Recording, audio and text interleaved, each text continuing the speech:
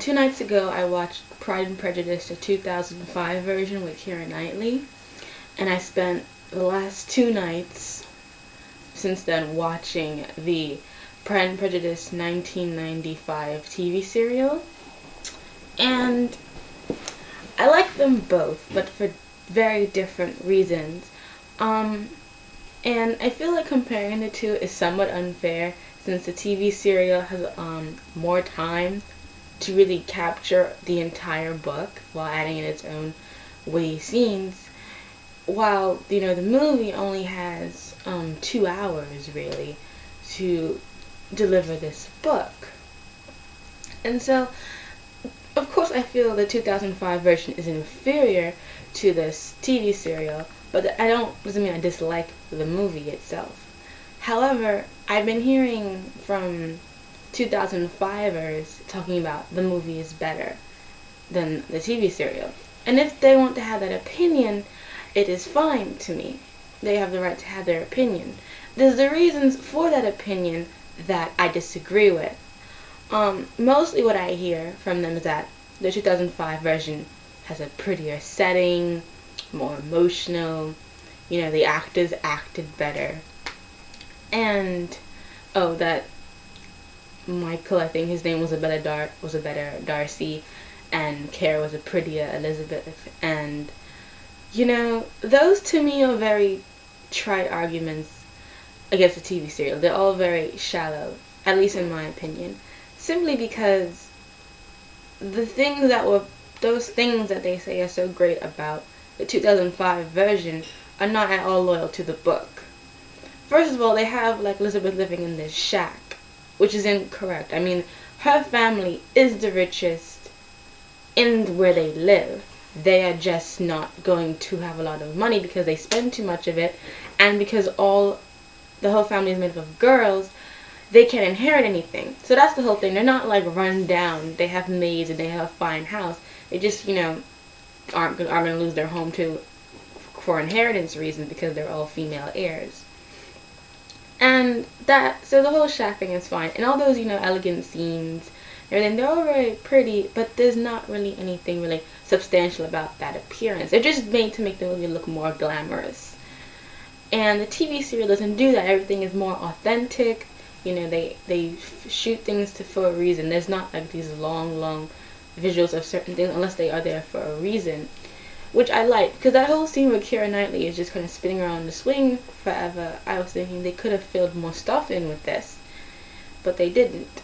Another thing they say about how it is more emotional, more passionate. Okay, and everything in the scene, the proposal scene in the rain. You see, that whole scene is very Bronte. That's something you would see in an Emily Bronte or Charlotte Bronte novel. It's not Jane Austen. It's not Pride and Prejudice. It's very pretty, very visually attractive. And of course, it's, oh my god, he's in the rain proposing, how beautiful. All that kind of stuff. However, that's not Pride and Prejudice. I've had so many people, who saw the movie and then read the book and were disappointed because the book was not as romantic as the movie. And the thing about it is, this is a time period in which people did not wear their emotions on their sleeve. They were very in control of their emotions. They would not be doing this kind of things. I mean, the thing I like about the TV serial is that it is true to the time period in which the story takes place. Keira Knightley, while I feel she did a good job playing her version of Elizabeth, did not play the true version because she just kept, crying and getting really emotional. And I remember the scene where she got the letter from Jane and she's just crying and going around the room and sobbing and everything. It's just even though Elizabeth cries in the TV serial, it's much more the way it would be in actuality. See, that realism is important in this kind of book because, for me, when you have a movie based on a book, or anything based on a book, and you want to do it in the time setting of the book, it is more important for me to get the setting and the acting on par with the way it should be in the book than to over glamorify it for those who don't care about the book. And the truth of the matter is that I like the fact that they're more in control of their emotions. It's not wild and wanton, because that is the way it is. And in the book, and the way it would be in that time period if Mr. Darcy and Elizabeth were a real actuality. And I just feel like that whole shallow comparison is something that I don't really understand, because I get the fact that the movie is very pretty to look at and very emotional, but that's not Pride and Prejudice. That is some movie glamorified version of it. You know, that whole emotional scene in the ending scene where like they're talking, he's like, call me Mrs. Darcy and everything. It's very sweet, very poetic, very romantic. But that's not Pride and Prejudice. It's not.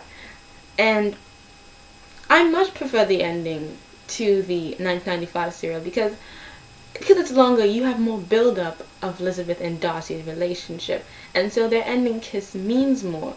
Whereas, you know, Keira Knightley and her Darcy in the 2005 version, it's all very fast-paced. You know, there's really no build-up to Darcy and Liz. They just get together because they're supposed to. At least that's how it came off to me when I kind of compare the two and think about it. You don't have that same emotional build-up. And I think it's because they spent so much time glamifying the setting of which they're in. I mean, when they go into Darcy's house and there are all these statues of half-naked people, I looked at it and I was just thinking, why are all these things in his house? You know, I know the rich are glamorous, but I was thinking, I really doubt that Darcy, being the shy man that he is in the book, would have statues of half-naked women, even for artistic reasons, lying around his house for people to just come and visit and see. And as for the, saying that the 2005 Darcy was more romantic than the 1995 Darcy, okay, Darcy is very shy, proud man, and for half the book we are to believe he's an ass, just to be frank, to just believe that he's an ass. Therefore, of course he's not going to be overly, you know, talking. He's shy, he doesn't express himself well. When he does, it comes out very wrong, hence the proposal scene in the 1995 version, without the rain, is so, you know, jagged, and he remains that kind of like a loafish character because that's just the way he is. He's shy. He doesn't know how to speak his mind freely around people, all that he doesn't know. He learns to do so, which is cute because there's a whole conversation throughout, and then you see him learning to practice communication, which is very sweet that you get in the TV serial. And basically all I can really say is that they're both good, but for different reasons. The 2005 version is a very romantic movie. How does it correctly reflect Pride and Prejudice? Not to me, in my opinion. While it is an entertaining experience, it does not really project the image of what I think Pride and Prejudice should be. And so basically, that's my thing. They're both good, but I feel the 2005 version is directed more towards the female heartstrings, whereas the 1995 version is directed more towards people who like Jane Austen's books and understand them and analyze them for what they are and not what they wish them to be.